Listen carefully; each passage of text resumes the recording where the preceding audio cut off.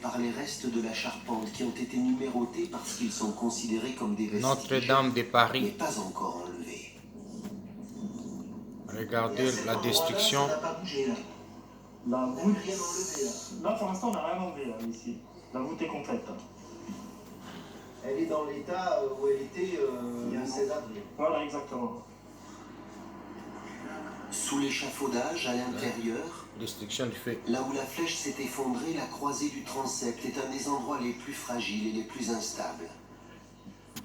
Il faut vérifier les attaches des filets de protection. La semaine dernière, on est venu, on a pris des photos de tous les filets pour voir s'il y avait quelque chose qui... Et là, on repasse aujourd'hui, on regarde s'il y a quelque chose qui est tombé ou pas. Il n'y a rien qui est tombé. Il n'y a rien de plus, ouais. La présence est réduite au strict minimum. Un système de laser et une centaine de capteurs permettent de détecter à distance le moindre mouvement de la structure et de donner l'alerte. Mais rien ne remplace le coup d'œil des cordistes. La visite dure 4 heures, ils passent partout, scrutent tout, en respectant les distances de sécurité à cause du coronavirus et en portant des masques. Là, pareil, vous inspectez la bâche là? Ouais, tout à fait, on vérifie qu'elle n'a pas bougé, qu'elle ne s'est pas craquelée, qu'elle est toujours en place. Une bâche en plastique et un grand parapluie coulissant ont remplacé la toiture de plomb pour protéger les voûtes. Quand il vient sur le site, le général Georges Lain, qui dirige la restauration, porte lui aussi maintenant, en plus de la combinaison contre le plomb, un masque contre le Covid.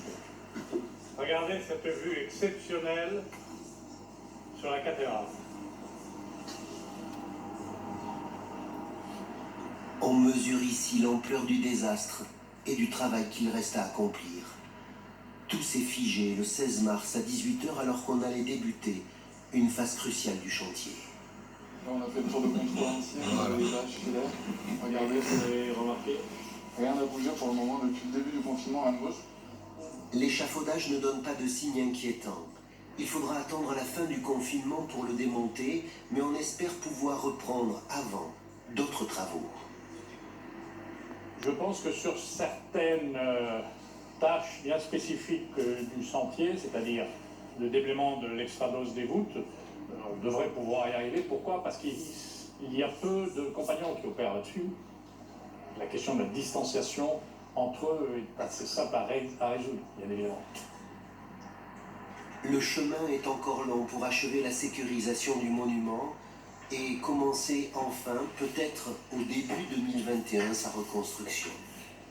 On terminera la visite par la nef, dont le sol a pu être nettoyé de tous les décombres qui le jonchaient, avant de laisser, jusqu'à la prochaine inspection des cordistes, Notre-Dame de Paris à la solitude de son confinement.